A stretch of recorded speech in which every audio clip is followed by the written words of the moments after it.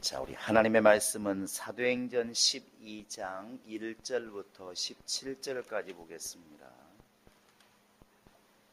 사도행전 12장 1절부터 17절입니다. 같이 또박또박 같이 읽도록 하겠습니다. 시작. 그때 헤롯 왕이 손을 들어 교회 중에서 몇 사람을 헤아려 하여 요한의 형제 야고보를 칼로 죽이니 유대인들이 이 일을 기뻐하는 것을 보고 베드로도 잡으려 할새 때는 무교절 기간이라 잡음에 옥에가 두어 군인 넷씩인 네페에게 맡겨 지키고 6월절 후에 백성 앞에 끌어내고자 하더라. 이에 베드로는 옥에 갇혔고 교회는 그를 위하여 간절히 하나님께 기도하더라. 헤롯이 잡아내려고 하는 그 전날 밤에 베드로가 두 군인 틈에서 두 쇠사슬에 매여 누워 자는데 파수꾼들이 문 밖에서 옥을 지키더니 호련히 주의 사자가 나타나매 옥중에 광채가 하나 빛나며 또 베드로의 옆구리를 쳐 깨워 이르되 급히 일어나라 하니 쇠사슬이 그 손에서 벗어지더라. 천사가 이르되 들어와 그대로 하니 천사가 또 이르되 나와서 따라갈새 천사가 하는 것이 생신 줄 알지 못하고 환상을 보는가 아니라 이에 첫째와 둘째 파수를 지나 시내로 통한 쇠물에 이르니 문이 저절로 열리는지라. 나와서 한 거리를 지나매 천사가 곧 떠나다.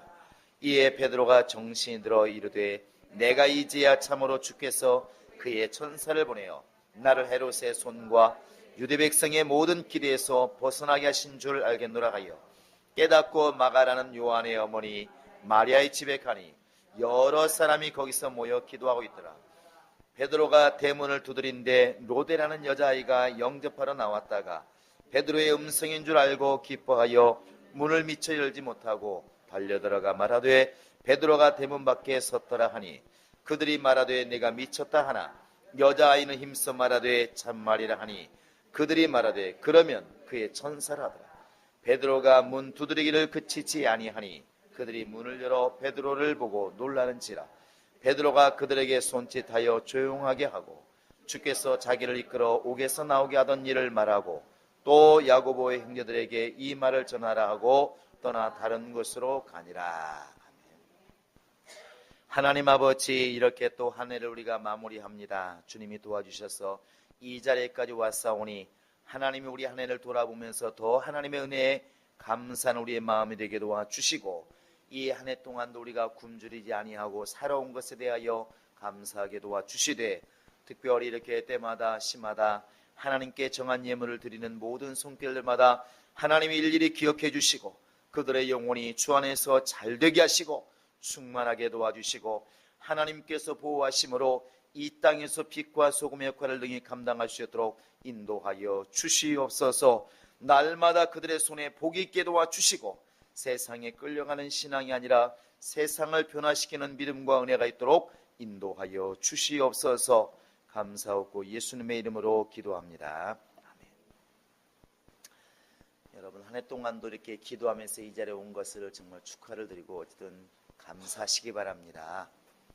성경에 보면 끝까지 견디는 자가 구원을 얻는다 이렇게 되어 있는데 그 이야기는 견디지 못할 자가 많이 있다는 이야기입니다. 여러분 입술로 고백해 보시기 바랍니다. 하나님 감사합니다. 마음속에서 우러나서 한번 해보시기 바랍니다. 그 말 속에 말을 이쁘게 감정을 담아서 한번 시작. 감정이 실리지 않으면 이렇게 됩니다. 하나님 감사합니다. 근데 이제 우리가 진짜 고마운데 더 큰 것을 못 줄 때는 진짜 감사합니다. 정말 감사합니다. 이렇게 말하는 게 이제 감정을 실은 것이죠. 나쁜 감정이 아니라 우리 하나님께 대한 여러분 사랑의 감정을 늘 이렇게 실어서 감사하는 여러분 되시기를 바랍니다. 우리 하나님은 예수를 이 땅에 보내시면서 예수가 바로 천국임을 이렇게 일러 주었습니다. 그래서 예수님이 처음에 이 땅에 오셔서 공생일을 시작하실 때에 외친 말씀이 딱 이겁니다. 회개하라. 천국이 가까이 왔느니라. 이렇게 외쳤습니다. 그리고 하신 말씀이 이제 천국이 가까이 왔으니까 이 세상 임금이 쫓겨나리라. 이것이 바로 예수님의 복음이었습니다. 결국 이 세상에는 이 세상을 이끌어가는 임금이 있다는 것입니다. 예수님도 임금이신데 예수님이 이 땅에 오실 때 세상 임금은 쫓겨나리라. 그리고 바로 천국이 가까이 왔으니까 너희는 천국 안에 빨리 들어와라. 이것이 이제 예수의 복음이었습니다. 이 말은 성경에 너무나 곳곳에 말하고 있습니다. 에베소 2장에서도 이미 공중권세 잡은 자 마귀가 있음을 일러 주었고 너희도 지금 나를 따르고 있는 너희도 예전에는 그 마귀를 쫓아서 세상 풍습을 쫓던 그런 생활들을 했었다. 이렇게 이제 우리에게 일러주고 있습니다. 그런가 하면 그 예수의 나라는 눈에 보이게 임하는 것이 아니다. 이렇게 말씀하시면서 내 나라는 눈에 보이게 임하는 것이 아니라 눈에 보이지 않게 임한다. 그리고 이 땅에 임하는 것이 아니라 저 하늘의 궁극적인 그 나라가 있다. 그래서 요한복음 14장에서도 내 아버지 집에 거할 곳이 많으니까 내가 너희가 있을 곳을 예비하고 나면 너희를 내가 데리러 오리라. 이렇게 말씀하십니다. 지금 예수의 말씀을 믿는 사람들은 이 땅이 절대로 낙원이 이루어질 수 없다는 것을 알고 있습니다. 어느 종파에서는 지상 낙원은 이루어진다 그래가지고 요즘 열심히 전도를 하고 있지만 성경에 보면 하늘도 두루마리 말리듯이 떠나갈 때가 있을 것이라 말하고 있고 과학자들도 저 하늘에 떠 있는 태양도 언젠가는 사라질 것이라고 분명히 말하고 있습니다.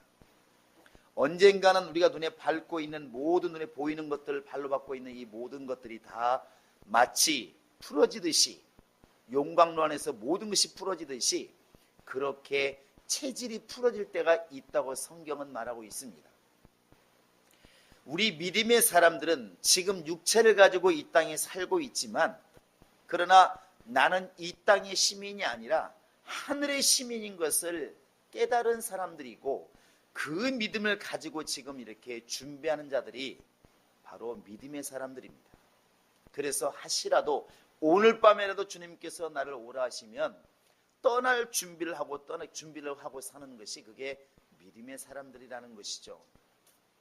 그래서 마치 이 애굽에서 이집트에서 하나님께서 너희는 오늘 밤에 양을 잡아서 정말 불에 구워 먹되 그 피를 문설주에 바르고 그리고 그날 밤에 자는데 어떻게 하고 자야 되느냐? 신발을 신고 자라. 허리띠를 두르고 자라. 마치 금방 떠날 사람처럼 급히 떠날 사람처럼 그렇게 준비하고 오늘 밤에 양을 잡아 먹고 준비하고 있으라. 이렇게 말합니다. 실제로 그 다음날 주님께서 이제 나오라 떠나라 이렇게 명령하는 것이죠. 그건 우리도 마찬가지 아니겠습니까? 오히려 세상이 평안하다 안전하다 할 때 오히려 주님 오실 수가 있다고 경고를 우리에게 하고 있습니다. 지금 여러분과 지금 우리는 이 세상에 살고 있지만 세상에 물들었어도 안 되고 세상을 닮았어도 안 되고 세상의 마음을 빼앗겼어도 안 되는 지금 그런 영적 생활을 지금 하고 있는 것입니다. 그래서 로마서 12장에서도 너희는 이 세대를 본받지 말고 마음을 새롭게 해서 이 세대를 본받지 말고 마음을 새롭게 해서 하나님의 선하시고 온전하신 뜻이 무엇인지 분별하도록 해라. 이렇게 말씀하십니다. 이렇게 가는 것이 믿음이고 그렇게 못 가고 있으면 지금 잘못 가고 있는 것입니다. 연말에 우리가 불신자들도 예수 믿는 사람도 잘 1년을 돌아봅니다. 내가 올 1년 동안 잘 살았는지 그리하지 못했는지 또 많은 사람들이 떠오른 태양을 보면서 소원을 빌기도 합니다. 석양을 보면서 이제 한 해를 돌아보기도 합니다. 그러나 돌아보는 모습은 전혀 다릅니다. 믿음의 사람들은 하나님의 뜻대로 살지 못한 것들을 돌이키는 것이고 믿지 않는 사람들은 자기의 연약함을 부족했던 것들은 돌아올 수 있지만 영적인 것은 돌이키지 못합니다. 우리는 지금 몸을 지금 이 땅에 두고 있지만 우리는 지금 하나님의 자녀로서 하나님의 백성으로서 지금 이 땅에 살고 있는 것입니다. 전혀 다르다는 것이죠. 여러분도 아마 가끔가다 이렇게 TV에 보는 게 있을 겁니다. 해외에 저 아르헨티나, 칠레, 브라질, 우리나라에서는 지구를 만약에 쇠꼬챙이로 뚫으면 아마 그리 나갈 겁니다. 반대니까. 그 먼 거리 가는 데만 거의 30시간이 걸린다고 그럽니다. 그건 차도 아니고 비행기로 가는데 그렇게 걸린다는 것이죠. 당연히 한국 사람이 별로 없습니다. 그런데 그런 아르헨티나 저 끝에서도 한국 사람들이 몇 가정 몇 명이 사는데 희한하게도 그 사람들은 거기 살면서도 한국의 매운 라면을 먹고 김치를 먹고 있습니다. 그걸 안 먹으면 안 된다는 거예요. 왜 그럴까요? 그렇게 한국이 먼데 거기 갔으면 거기 음식을 먹고 살아야지. 근데 그 사람들은 자기들이 한국 사람이라는 긍지가 있다는 것입니다. 그러면서 이런 말 합니다. 여기까지 와서도 김치를 먹으니까 이렇게 물으니까 아이 한국 사람이잖아요. 거기 지금 간 지가 30년이 되었는데도 그들이 말하기를 한국 사람이잖아요. 그 한국 사람이라는 긍지가 있다는 것이죠. 그리고 한국 사람은 당연히 김치를 먹어야 된다고 그들은 알고 있습니다. 무엇을 얘기하고 있냐면 자기가 지금 밟고 있는 땅, 먹고 살고 있는 땅, 주변의 모든 곳은 지금 우리나라가 아닙니다. 근데 이 사람의 생각과 이 사람의 신분은 바로 대한민국 사람이라는 것이죠. 자기 스스로도 알고 있고 자기도 한국 사람이라는 긍지로 지금 열심히 살고 있는 것입니다. 우리 믿음의 사람들이 그러지 않아야 되겠습니까? 당연히 그래야 되는 것이죠. 내가 비록 언제까지 이 땅에 발을 두고 살지는 모르겠지만 나는 이 땅에 있어도 이 땅의 백성이 아니다. 나는 비록 마귀가 지배하고 있는 이 우주에 지금 있지만 이 지구에 있지만 그러나 나는 마귀 아래 있는 자가 아니라 나의 시민권은 하늘에 있다. 내 주인은 바로 하나님이시고 내가 가야 할 나라도 하늘나라고 내가 영원히 살 곳도 바로 그곳이다. 이게 우리 마음속에 너무나 분명해야 된다는 사실입니다. 여러분 이것이 크게 이렇게 와 닿기를 바랍니다. 예수님께서 사람이 떡으로만 살 것이 아니라 하나님의 입으로 나오는 말씀으로 살 것이니라. 이것이 이루어져야 그게 믿음의 사람 아니겠습니까? 만약에 우리가 지금 떡으로만 살고 떡으로만 배부르고 있다면 그게 무슨 하나님의 사람이겠습니까? 적어도 우리가 세상 사람과 다르다는 얘기는 그 아르헨티나 살고 있으면서도 한국 사람의 김치를 먹고 한국말을 하고 있고 한국을 그리워하고 있는 그 사람이 한국 사람인 것이지, 거기에 가서 완전히 이제 한국을 잊어버리고 한국 음식 잊어버리고 자기는 아르헨티나 사람이라고 생각하고 있는 사람, 시민권도 거기 시민권을 가지고 있는 사람, 이 사람은 이제 그때부터는 한국 사람이 아닌 겁니다. 실제로 이게 중국에 갔을 때 조선족들이 있습니다. 얼굴도 우리 모양이에요. 우리하고 똑같이 생겼습니다. 조금 경상도 발음을 좀 하긴 하더만요. 근데 한국말 잘합니다. 잘하죠. 그런데 신기한 게 있었어요. 어떤 때는 내 백성 같고 한국 사람 같기도 하고 또 행동하는 거 보면 우리 같지 않은 거예요. 왜냐하면 이 사람들은 중국에서 태어나서 중국의 문화를 가지고 중국에서 학교를 다녔기 때문에 말은 한국말을 하지만 이 생각은 좀 다른 게 있습니다. 그래서 갑자기 이 생각이 들었습니다. 야, 중국하고 한국하고 축구라면 이 사람들은 어디 편들지?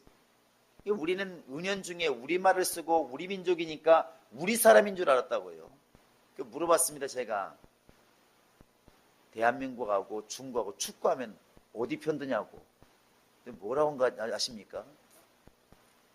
당연히 중국 편들죠. 왜? 난 중국 사람인데. 그때 이게 전쟁 나면은 이거 나오고 싸우겠다. 이렇게 되는 거죠. 이 사람은 한국말을 쓰고 있고 한국 음식도 먹습니다. 당연히 한국을 그리워하기도 하고. 그런데 이미 중국 사람이고 중국의 문화와 중국의 사상이 젖어 있습니다. 이게 자기 나라는 중국이라고 생각하고 있는 것입니다. 어떻게 그 사람을 한국 사람이라고 우리가 볼 수 있겠느냐는 것이죠. 다른 이야기입니다. 우리는 지금 그렇지 않을까 하면 잘 생각해 보시기 바랍니다. 우리는 혹여라도 어떻게 설명하기는 참 어려운 부분이 있습니다. 말이 어려운 게 아니라 와 닿을지가 어려운 게 있습니다. 그게 뭐냐면 예수를 우리가 믿는데 두 가지의 믿음이 있습니다. 두 가지의 믿음. 어떤 믿음이냐면 하나는 예수를 빙자해서 내가 잘 되는 겁니다. 그러니까 예수님이 도와준다고 하니까 예수는 전능자라고 그러니까 그 예수를 내가 열심히 잘 믿어서 나를 좀 도와줄 수 있도록 내가 잘 될 수 있도록 그러니까 예수를 나에게 이용을 하는 것이죠. 이용을 하는 것입니다. 이런 믿음이 있고 또 하나의 믿음은 주의 뜻대로 이루어지사이다. 이렇게 나를 주님께 맞추는 믿음이 있습니다. 이게 어차피 순서로 갈 수밖에 없는 건데 두 번째 믿음으로 가지 않으면 우리의 믿음은 장담 못합니다. 왜냐하면 이 첫 번째 믿음은 보여지는 게 없으면 육신적으로 환경적으로 뭔가 유익이 없으면 신앙생활을 별로 잘 열심히 안 합니다. 위험한 것이죠. 그런데 두 번째 믿음, 정말 나는 주님의 계집종 요원이 주의 말씀대로 이루어지사이다. 내 나귀를 쓰시겠다면 쓰시고 내 무덤을 쓰시겠다고 원하시면 쓰시고 내 태라도 쓰시겠다고 원하시면 나는 드리겠나이다. 자기는 유익 본 게 없으면 손해보는 것이죠. 그러나 주님이 원하시면 쓰시기 원합니다. 이렇게 가는 사람은 주님의 사람이 맞습니다. 이건 주님을 이용하는 게 아니라 주님을 위해서 내가 희생하는 것이죠. 사실은 이 믿음을 주님이 원하시는 겁니다. 이 믿음을. 근데 이게 그림으로 보면 너무나 쉬운데 현실에서는 참 어렵습니다. 그러나 적어도 우리 개인이 나에 대해서 이렇게 늘 다짐하고 자기를 돌아봐야 될 때 이것을 점검하셔야 됩니다. 하나님이 나를 위해서 존재하는가? 내가 하나님을 위해서 존재하는가? 이 질문에 나는 하나님을 위해서 존재합니다. 지금 내 가진 모든 것을 주님이 쓰시겠다 해도 나는 내놓을 수가 있습니다. 그럴 용의가 있습니다. 이 정도의 믿음이라면 그 사람은 지옥 갈래야 갈 수가 없는 사람입니다. 그런데 우리의 믿음이 그렇지 않고 주님이 나를 도와주시기 때문에 내가 믿음이 자라고 있다면 그 믿음은 아직까지는 부담스럽고 불안하다는 것이죠. 우리는 지금 주님의 마음을 가지고 주님 편에 서서 주님의 일을 하고 있는지를 늘 돌아보셔야 됩니다. 당연히 교회는 양쪽 사람이 다 있습니다. 오늘 처음 온 사람이 얼마나 신앙이 좋으면 좋아서 모든 걸 주님께 맡기겠습니까? 마리아와 같은 믿음 쉽게 안 나옵니다. 마리아와 같은 믿음이 고사오고 간에 그것도 어른 나귀가 아니라 큰 나귀가 아니라 새끼 나귀 한번 쓰시겠다고 해도 쉽지 않습니다. 오늘 주님께서 여러분의 가정에 만약에 야, 너 지금 살고 있는 집 말고 시골에 있는 땅 좀 써야 되겠다 주님 말씀하시면 아멘, 나 이날을 기도했습니다. 이럴 사람 얼마나 있겠습니까? 주님 잠깐만 기도 한번 해보고 이러기는 쉬워도 단박에 주님이 쓰시겠다 쓰라 하기가 쉽지 않다는 것이죠. 근데 우리는 이런 것을 상당히 말하기도 부담스럽고 듣기도 부담스러운 게 현실입니다. 그만큼 오늘날의 믿음이 되게 좋은 것처럼 보이지만 우리의 신앙이 사람 중심으로 많이 흘러져 왔다는 것을 금방 알 수 있습니다. 이런 설교가 강하게 그냥 편안하게 나가야 되는데 이런 설교라면 눈치를 볼 수밖에 없는 것이고 듣는 성도도 대다수가 부담을 느낀다는 것이죠. 야, 이거 저런 얘기 나오는 거 보니까 내년은 집 팔아야 되나 보다, 땅 팔아야 되나 보다, 이렇게 이제 한다면 이게 보통 문제가 아니죠. 그러니까 설교도 당신 살기 위해서 주님께 무릎 꿇으십시오. 다 내놓으십시오. 당신이 지금 의지하는 것, 세상 것 다 포기하십시오. 이것이 당당하게 나가야 되는데 그러면 또 그나마 다음 주 대명 안 보일 것 같으니까 목사의 설교도 조금 부드럽게 간다는 것이죠. 누가 땅 내놓으라고 말씀하십니까? 집 내놓으라고 말씀하십니까? 호주머니 있는 거 조금 큰 것만 내놓으십시오. 이렇게 부드럽게 가는 것이죠. 이것은 영적으로 지금 복이 아니고 절대로 유익한 게 아닙니다. 성경은 그렇게 안 돼 있지 않습니까? 오늘 말씀 좀 쉽게 읽었잖아요. 오늘 말씀의 그 배경이 뭔지 아십니까? 이제 야고보가 칼로 죽임을 당했습니다. 우리는 그냥 읽었어요. 칼로 치니 그냥 쉽게 읽었지만 예수님의 제자 항상 베드로, 요한, 야고보를 데리고 다니시는데 그 중에 한 명이 지금 칼로 죽임을 당한 겁니다. 거기에다가 또 한 사람 베드로 감옥에 갇혔습니다. 이거 그냥 쉽게 우리는 읽고 있지만 그들은 지금 목숨을 내놓고 지금 처한 환경인 것이죠. 그런데 이렇게 지금 목숨을 내놓고 믿는 사람들 이야기가 오늘날에 우리가 쉽게 말하지만 쉽게 행동하기가 쉽지 않다는 것입니다. 왜? 우리의 신앙이 지금 세상 쪽으로 많이 이렇게 물들었다는 것입니다. 근데 이게 마귀의 작전인 것 같습니다. 따라서 하시 바랍니다. 세상은 결코 교회 편이 아니다. 자, 종말로 갈수록 그때가 언제인지 모릅니다. 그러나 예수님이 오실 때가 여기라면 이 예수님이 올 때가 가까이 올수록 마귀는 예수를 잘 믿도록 밀어주겠습니까? 예수를 못 믿도록 방해하겠습니까? 이건 너무나 분명한 것입니다. 그래서 세상의 정사와 권세와 어둠의 주관자들과 이 말을 쓰고 있는 것입니다. 정사와 권세가 뭡니까? 이 모든 세상이 정치하는 모든 것들, 권세를 가진 모든 것들, 이게 다 영적으로 우리에게는 방해가 된다는 사실입니다. 그렇게 보입니다. 그래서 문명의 발달도, 과학의 발달도, 사회적인 발달도 점점 더 예수 믿기는 어려워져 갑니다. 어려워져 가요. 그리고 세상은 그렇게 바뀌어져. 말씀하고는 반대로 가요. 성경에 보면 남자와 여자의 이렇게 위치가 분명히 있잖아요. 이것은 여자가 무시한다는 말이 아닙니다. 그렇게 보시면 안 됩니다. 회사에서 사장 있고 종업원이 있으니까 종업원은 사람도 아니다. 이게 아니잖아요. 위치가 그렇다는 것입니다. 지금 우리나라 보면 알잖아요. 대통령이라고 그러고 막 모든 권력을 휘둘르냐. 그럴 수 없지 않습니까? 지금은. 다만 대통령이란 직분을 가지고 있는 것 뿐이죠. 그런데 세상은 점점 더 여성 상위로 갑니다. 이렇게. 이 설교하면 또 여성국이 쫓아올지 몰라도 안 들으니까 유명하지 않아서 다행인 줄 아시기 바랍니다. 자, 성경은 분명히 남자의 머리는 누구라고 그랬습니까? 정신 차리세요. 여자도 그러십니다. 남자의 머리는 머리가 아니고 남자의 머리는 바로 이제 예수 그리스도 하나님 이렇게 보면 될 거고 여자의 머리는 남자입니다. 이것을 불공평하다 이렇게 생각하시면 안 되고 직분이 그렇다는 것입니다. 직분이.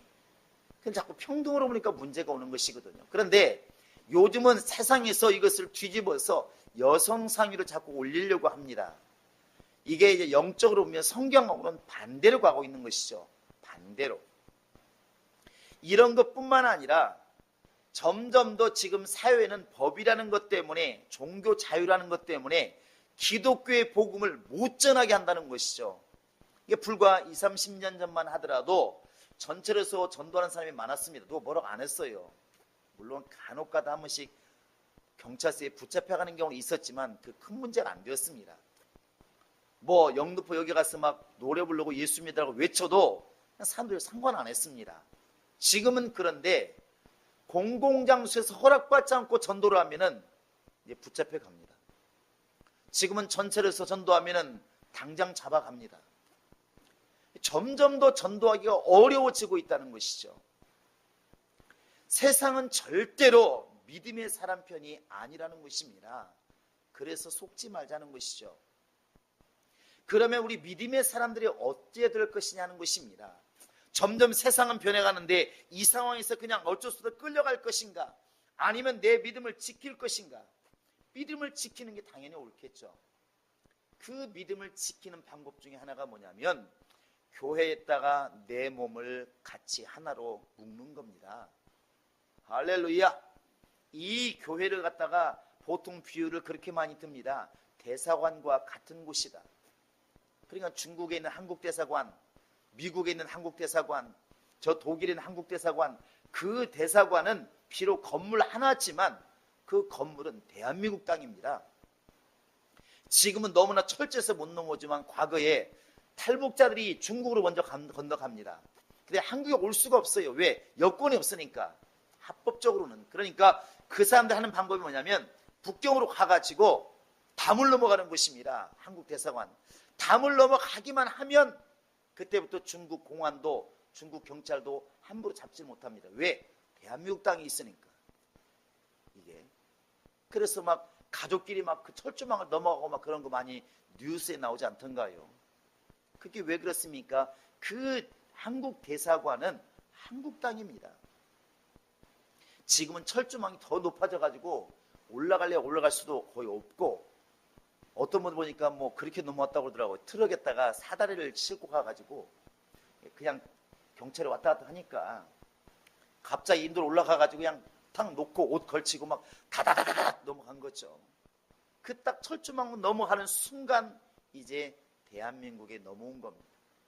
중국 땅에 있는데 분명히 한국 땅이에요. 그게 지금 이 교회가 그렇다는 것이죠. 교회는 바로 에베소 1장 마지막 절에 나와 있는 것처럼 만물을 충만케 하시는 자의 충만이다 그랬습니다. 만물을 충만케 하시는 자의 충만이다. 그래서 하나님의 관심도 교회에 있는 것이고, 세상에 수많은 기관이 있지만 교회에 주님이 관심 있는 것이고, 하나님의 말씀을 전하는, 생명을 전하는 세상의 기관이 어디 있습니까? 교회밖에 더 있나요? 교회밖에 더 있습니까? 하나님의 나라를 전하는 곳이 어디 있습니까? 교회밖에 없는 것입니다. 그래서 우리가 살기 위해서 끊임없이 교회를 우리가 사랑하고 아끼고 교회 안에 내가 속하는 것이 능력입니다. 오늘 밤에 여러분에게 말씀드리고 싶은 것은 기도하는 교회를 대해서 이렇게 말씀하고 싶습니다. 오늘 이렇게 본문에 보시면 베드로가 감옥에서 이렇게 나오는 장면이 나옵니다. 이게 사도행전은 이 감옥에 갇혔다 나오는 그 기사가 두 가지가 나옵니다. 여기에 나오고, 그 다음에 이 사도행전 16장에서 빌립보 감옥에 이제 바울이 나오는 장면이 나오죠. 이 두 군데가 참 대비적으로 반대로 되어 있습니다. 이 12장에서는 베드로가 기도를 열심히 했나요? 아니면 잤나요? 잤지 않습니까? 보실래요? 한번 한번 보시기 바랍니다. 6절을 한번 읽어보시기 바랍니다. 6절 시작. 헤롯이 잡아내려고 하는 그 전날 밤에 베드로가 두 군인 틈에서 두 쇠사슬에 매여 두어 자는데 파수꾼들이 문 밖에서 옥을 지키더니, 자, 베드로는 잤어요? 안 잤어요? 잤습니다. 자, 사도행전 16장 보시기 바랍니다. 이제 바울이 이제 감옥에 갇힌 이야기입니다. 자, 24절 25절 시작. 그가 이러한 명령을 받아 그들에게 깊은 옥에 가두고 그 발을 착고에 든든히 채웠더니 한밤중에 바울과 실라가 기도하고 하나님을 찬송하며 죄수들이 듣더라. 자, 베드로는 잤습니까? 찬송했습니까? 잤어요. 바울은 밤새 찬양하고 얼마나 열심히 했으면 주변에 죄수들이 다 들었어요. 어쨌든 둘 다 옥문이 열렸습니다. 둘 다 옥문이 잔다고 이적이 안 일어나는 것은 아닌 것 같아요. 다만 자다가 정신없이 깨다 보니까 어떤 일이 발생하냐면, 자, 보시기 바랍니다. 자, 우리 한 8절 9절 읽어볼까요? 시작. 천사가 이르되 띠를 띠고 신을 신으라거늘 베드로가 그대로 하니 천사가 또 이르되 겉옷을 입고 따라오라 한데 베드로가 나와서 따라갈새 천사가 하는 것이 생시인 줄 알지 못하고 환상을 보는 것. 갑자기 천사가 옆구리를 바로 팍 차니까 벌떡 일어나긴 했는데, 나가는 순간까지 잠이 안 깨가지고 이게 생신가 꿈인가 환상인가 이랬다고 지금 성경에 기록되어 있습니다. 베드로 참 이것은 수치죠. 근데 그 뒤에 한참 가다가 정신이 들었습니다. 그래서 11절을 보시면 시작. 이에 베드로가 정신이 들어 이르되 내가 이제야 참으로 주께서 그의 천사를 보내어 나를 헤롯의 손과 유대 백성의 모든 길에서 벗어나게 하신 줄 알겠노라. 이때사 정신이 났다고 말하는 거고요. 그때는 정신이 있었다 없었다? 정신 없었습니다. 자다 일어났으니까. 그런데 그럼에도 불구하고 왜 하나님께서는 옥문을 열어서 베드로를 갖다 천사를 보내서 끄집어냈을까? 거기에는 바로 교회에 놀라운 기도가 있습니다. 한번 보실래요? 자, 5절입니다. 베드로가 갇혔을 때 교회는 뭐하고 있었을까? 자, 5절입니다. 시작. 옥에 갇혔고 교회는 그를 위하여 간절히 하나님께 기도. 온 교회가 베드로가 갇혔으니까, 지도자가 갇혔으니까 막 기도하는 겁니다. 정작 베드로 당사자는 지금 잠자고 있는데 교회는 막 기도하는 것입니다. 그러면 초저녁에만 기도했을까? 그건 아닌 것 같습니다. 뒤에 보면, 자, 뒤에 한번 보시기 바랍니다. 자, 12절입니다. 이제 베드로가 정신 차려가지고 내가 이러고 있을 때가 아니다 했어. 이제 마가의 다락방에 가게 됐죠. 12절 시작. 깨닫고 마가라는 요한의 어머니 마리아의 집에 가니 여러 사람이 거기서 모여 기도하고 있더라. 베드로가 얼마나 미안했을까. 자기는 자다가 지금 정신없이 발로 차가지고 지금 깨가지고 왔는데, 와서 보니까 성도는 그때까지 막 기도 막 하고 있는 것입니다. 언젠가 여러분 말씀드린 기억이 나는데 비슷한 일이 저도 있었습니다. 그 사당동에 가면은 무당굴이 있습니다. 무당굴 한 30m 될 겁니다. 지금도 있을 겁니다. 한번 언제 가봤으면 좋겠어요. 굴이 이렇게 삐뚤어졌는데 아마 거기는 한 70명이 들어갑니다. 굴이 커서. 그런데 이제 청년들 데리고 한 70명이 가지고 막 밤에 이제 기도를 하는데, 밤 3시쯤 밖에 누가 막 소란스럽게 가보니까 경찰이 왔어요. 왜 왔냐고 그러니까 누가 책임자냐고 그래서 저다고 그랬더니 여기 뭐 하냐고 그래서 기도하고 있다고 그러니까 경찰서 가자고. 왜 가냐니까 여기는 우범지대고 주민들이 신고가 들어왔답니다. 이상해. 해 떨어지니까 청년들이 우르르 한 70명 가는 게 아무래도 무슨 일 꾸미는 것 같다고 이렇게 신고 들어가지고, 교회에서 왔다고 그래도 안 믿는 거예요. 그러면 거기 목사가 누구냐, 전화번호가 어떻게 되냐, 이거 말하면 또 큰일 나겠더라고. 그 다음에 결국 이제 그러면 경찰서를 가기는 가는데 이 많은 사람은 어떡하냐, 집에 가라는 거예요. 근데 뭐 3시에 어떻게 가냐고, 이 많은 사람이 차도 없는데. 그러니까 어떻게 해서 좋겠냐 묻길래, 그러면 이스라엘 사람들이 기도하는 중이니까 전철 다닐 때까지는 기도하게 두어라. 그리고 당신 말대로 굉장히 유범지대라고 그러니까 그거 유범지대라고 하더라고요. 그럼 모르고 갔지만은, 그러면 경찰들이 이거 지켜주라. 경찰은 2명 지켰습니다. 2명은 지키고 나는 또 이제 경찰차를 타고 관악경찰서를 갔어요. 조서를 막 쓰죠. 거기 왜 갔냐, 뭐 알지 않습니까? 무슨 목적으로 갔냐, 기도로 갔다. 결국 이제 새벽이고 이제 끝나고 이제 조사를 다 받고 뭐 한 2시간이니까 받고 갔습니다. 야, 갔더니 청년들이 그렇게 기도 잘하는지 몰랐어요. 기도 소리가 제가 있을 때보다 2배는 더 커져 있더라고. 우리 교구장 잡혀 죽나 보다, 이제 감옥 가나 보다 싶어가지고 얼마나 열심히 큰 소리 기도, 그 굴소리 밖에서 들으니까 막 난리가 났더라고. 막 기도 소리가 막 천장을 뚫는 거예요. 천장을 뚫는 거야. 이 생각이 나요. 그러니까 이 생각이 납니다. 베드로가 감옥에 갇혔으니까 그 교인들은 얼마나 열심히 기도했을까. 이미 야고보가 죽은 상태잖아요. 오늘 낮에 야고보를 죽인 상태이기 때문에 베드로라고 안 죽이겠습니까? 그러니까 막 기도했겠죠. 하나님 제발 좀 살려달라고. 근데 베드로가 딱 와서 보니까 자기는 이제 천사의 도움으로 나왔는데 딱 교회 가보니까 그 늦은 시간까지 교회는 열심히 기도하고 있습니다. 얼마나 가슴 뭉클하고 대단했을까. 여러분, 바로 이것이 능력이라고 생각을 합니다. 그런데 이 마지막 때로 갈수록 점점 더 제가 성경하고는 반대로 간다고 그랬습니다. 그 이유 중에 하나가 뭐냐면 점점 더 개인주의로 간다는 것이죠. 개인주의로. 분명히 주님께서는 기도를 가르칠 때도 하늘에 계신 나의 아버지 이렇게 가르치지 않고, 한번 해보시기 바랍니다. 시작. 크게 해보세요. 시작. 그리고 말씀하시기를 기도할 때도 너희가 홀로 기도하면 내가 응답하리라, 더 잘 기도 응답해 주마, 이렇게 말씀하지 않고 너희가 2-3사람이 내 이름으로 모인 곳에는 나도 그들 중에 함께 있느니라, 이렇게 말하고 있습니다. 주님은 모이는 것을 주님이 관심 가지십니다. 그게 능력이고 그게 몸이니까. 그래서 로마서 8장 28절에서도 하나님 안에서는 모든 것이 합력하여 선을 이룬다, 이렇게 말하고 있습니다. 합력하여 선을 이룬다. 그런데 세상은 점점 더 개인주의로 간다는 것이죠.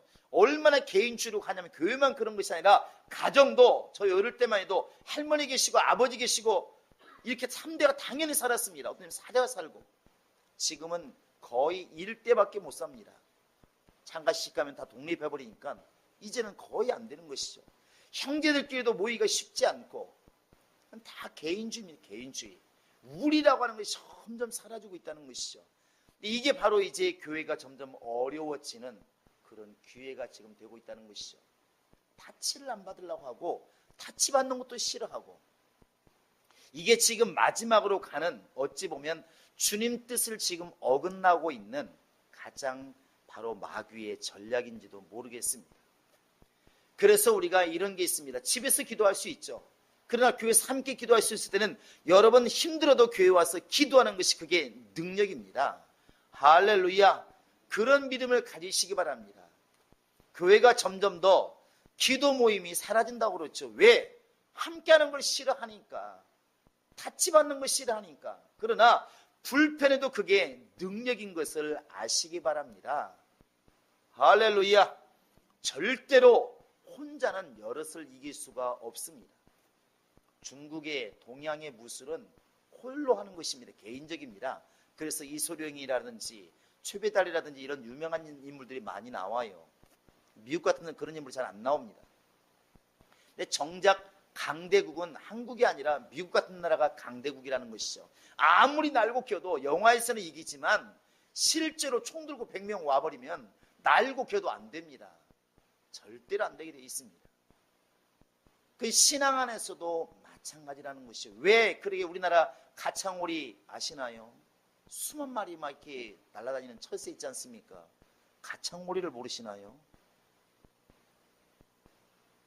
어려운 걸 질문했나요? 처음 들어요. 생물학 선생님을 좀 탓하시기 바랍니다. 아니, 사진도 나오고 학교 다닐 때 그랬을 텐데 청둥오리밖에 모르시죠?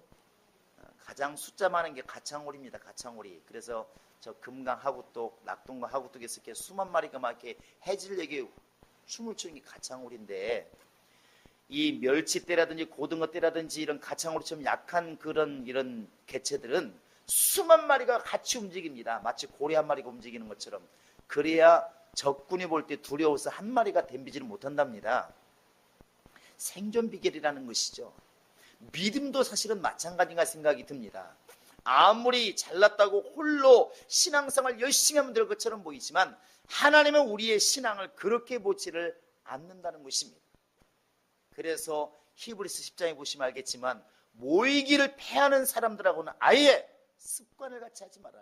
그런 습관 가지면 망하게 되어 있다는 것입니다. 어떤 사람이 이렇게 물을 수 있으면 내가 성경도 보고 기도하는데 왜 혼자 하면 안 되냐고 이렇게 말할 수 있지만, 한번 신앙을 잘 보시기 바랍니다. 함께 어울려서 불편해도 그렇게 가는 사람의 신앙은 별로 요동이 없습니다. 그런데 교회 안에서도 희한하게 혼자 하는 사람이 있어요. 혼자 하는 사람이 있습니다. 홀로 독단적으로 좋아하는 사람들, 이 신앙은 반드시 어려움이 옵니다. 왜? 하나님은 그런 신앙을 기뻐하지 않기 때문에 그렇습니다. 제가 토요일날 이렇게 우리 음식 준비하는 거 보면 참 고맙기도 하고 감사하기도 합니다. 좀 이빠른 소리를 제가 많이 해야 되는데 그냥 눈으로 보고 하나님께만 내가 다 이르고 있습니다. 근데 보면은 음식 잘하는 사람 몇 명 없어.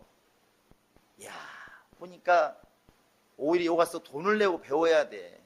내가 전사님 보면서 보면, 야, 우리 토요일날 음식 준비 안 했으면 저 양반 집에서 당근이나 썰 수 있을까? 양파나 썰 수 있을까? 손이나 비겠지. 근데 여기 오니까 다 가르치잖아요. 당근은 그리 쓰는 거 아니라고. 그래요? 그리요? 배워. 다음에 이제 뭐 또 오이를 또 그렇게 써. 오이는 그렇게 쓰는 게 아니라고. 무슨 당근 썰도 썰어? 그럼 또 혼나고 또 배워. 배웁니다. 근데 신기한 게 뭐냐면 그렇게 어울려 있으면서 분위기도 재미있지만 실력도 늘고 그러면서 요리도 배우고 내가 보니까 늘어가는 거예요. 늘어가는 거. 그런데 각자 집에서 요리 배워서 오자 한들 그게 잘 되겠느냐는 것이죠.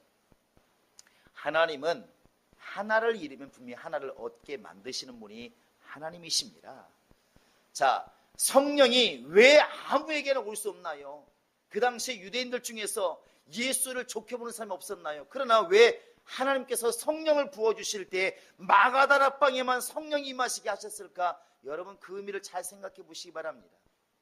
그러면 예수님이 부활해서 올라가실 때 근 500명이 보았는데 나머지 380명 그 사람 중에 믿음 있는 사람이 없었겠습니까? 왜 그들에게는 성령이 바로 임하지 않았을까요? 하나님께서는 예수의 이름으로 모이고 하나 되는 것을 기뻐하는 겁니다. 사도행전 1장 14절을 보시면 뭐라고 기록되어 있나요? 예수의 어머니와 정말 이 마가의 어머니와 모든 여자들과 동생들과 모든 제자들이 전혀 기도에 힘쓰니라. 오로지 기도에 힘쓰니라. 집에서는 기도 못하나 이렇게 말할 수 있지만 주님이 원하시는 믿음은 그런 믿음이 아니었다는 것입니다. 베드로가 갇혔을 때 집에 가서 기도 못하나요? 그러나 왜 교회에 와서 기도했을까? 주님이 그 기도를 기뻐하신다는 사실입니다. 할렐루야. 우리 교회 물론 개인 기도 있어야 되겠죠. 개인 일이 있으니까. 예수님께서도 아침에도 홀로 가서 기도하고 그랬으니까 기도하셔야 됩니다. 그러나 적어도 나오고는 아쉬운 게 없다 할지라도 우리 교회에서 만약에 누군가가 어려움이 있다, 우리 같이 기도하자 했을 때는 왕 모여야 되고, 교회가 이런 일이 있다 기도하자면 확 모여야 되고, 그렇게 모이지 못하는 사람이라면 그 믿음은 절대로 좋은 믿음이 아닙니다. 여러분 내일이 아니어도 교회를 위해서 모이자 할 때는 모이시기 바랍니다. 그것이 우리의 능력이라는 것이죠. 베드로 감옥에 갇혀서 기도했다가 나와 있지 않습니다. 물론 하나님이 그를 살리고자 마음먹었으니까 살아났겠지만, 그러나 그 전후에 금방 여러분 읽으신 것처럼 교회는 전혀 기도에 힘쓰니라. 전심전력으로 베드로가 나올 때까지만 기도하고 있더라. 왜 이런 말을 썼을까? 그게 지금 필요하다는 것이죠. 우리 중에는 음식으로 일하는 사람, 말씀으로 일하는 사람, 봉사하는 사람, 또 세상에서 큰일 하는 사람, 다양한 사람 많이 있습니다. 또 우리가 그들을 도와야 될 책임이 있는데 뭘로 돕겠느냐는 것이죠. 교회는 기도함으로 돕는 것입니다. 여러분 내년에는 정말 그렇게 기도하는 교회가 될 수 있도록 여러분 만들어 주시기 바랍니다.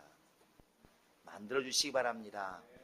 야, 기도하는 사람이 별로 없는 것 같은데 그러니까 당신이 기도해야 되는 거 아니겠습니까? 할렐루야. 따라서 하시기 바랍니다. 내가 기도하지 않는데 누가 기도하겠느냐고. 여러분 가끔가다 심판하다 보면 이런 소리 많이 들었어요. 특히 여성들이 예수를 혼자 믿는 경우가 많으니까 이런 소리 많이 하더라고. 목사님 우리 집은 기도하는 사람이 아무도 없어요.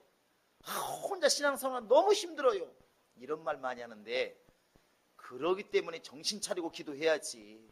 그러니까 더 정신 차리고 열심히 해야지. 당신마저 무너지면 당신이 씨앗인데, 바꿔 생각하면 위태하고 힘들수록 더 기도해야 되는 것이 맞는 겁니다. 감사한 것은 우리 성도들이 그래도 때마다 시마다 기도하려고 노력하는 것이 감사한 것입니다. 여러분 내년에는 정말 행복한 교인들 정말 무섭게 기도하더라, 이 말이 우리끼리 말고 밖에 사람들이 좀 그 말을 할 수 있도록 우리가 만들었으면 좋겠습니다. 한번 우리끼리 한번 해보시기 바랍니다. 행복한 교회 사람들 무섭게 기도하더라. 시작. 말이 너무 순해서. 자, 내 영혼아 깰 했으면 시작.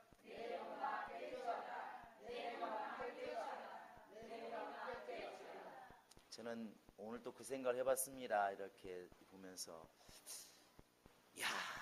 이 장정만 70만 명이란 이 사람들이 막 모세를 향해서 당신 때문에 지금 우리가 망하게 생겼다고 왜 우리를 끌어내가지고 이렇게 말할 때 모세가 얼마나 외롭고 고독하고 두려웠을까. 이 성도들이 목사는 왜 그렇게 했어요? 겁이 나는데, 여러분 70만 명이 한번 손가락질 한번 생각해 보시기 바랍니다. 얼마나 두려울까. 그때 그 모세의 심정. 또 갈멜산이 있습니다. 갈멜산 정상은 약간 좀 둥그스름해서 많이 사람이 막 올라갈 수 있습니다. 거기 있을 때 그 바알 선자 400명, 아세라 선자 450명, 거의 800명 되는 그 바로 이 엘리야를 죽이려고 하는 사람들이 바리야 바리야 바리 외칠 때 이 엘리야가 얼마나 고독하고 힘들고 어려웠을까. 그런데 하나님께서는 그들의 기도를 듣고 있다는 사실입니다. 숫자가 적어서 안 듣는 게 아니고 깨어있는 자들의 기도는 반드시 들으시는 것이 하나님이십니다. 할렐루야. 만약 우리 행복한 교회 성도들이 지금 오늘 나와 있는 성도들만큼이라도 정말 우리가 깨어서 기도할 수 있다면 이 힘은 무섭게 아마 전해질 겁니다. 무섭게 주님이 역사할 것입니다. 내년에는 우리가 정말 더 기도와 말씀에 전념해서 정말 기도하는 교회, 이 당시에 베드로를 살린 교회가 있었다고 한다면 오늘날에 우리 교회가 그런 교회가 될 수 있도록 여러분 기도해 주시고 그렇게 움직여 줄 수 있기를 주의 이름으로 축원합니다. 주목 주시고 내 영혼아 기도하자. 세 번 시작. 내 영혼아 기도하자. 내 영혼아 기도하자. 내 영혼아 기도하자. 이 시간 이걸 놓고 기도하겠습니다. 기도도 능력이 없으면 기도가 안 되는 것 같습니다. 예수님이 기도할 때 천군 천사가 나타나서 그들을 돕더라 그랬습니다. 하나님, 내가 기도하겠사오니 내 기도를 도우시옵소서. 내게 기도의 영을 더하시고 간구의 영을 더하사 내가 영으로 기도하게 하시고 마음으로 기도하게 하시고 우리 행복한 교회가 기도하는 교회가 되게 하소서. 예수의 이름으로 간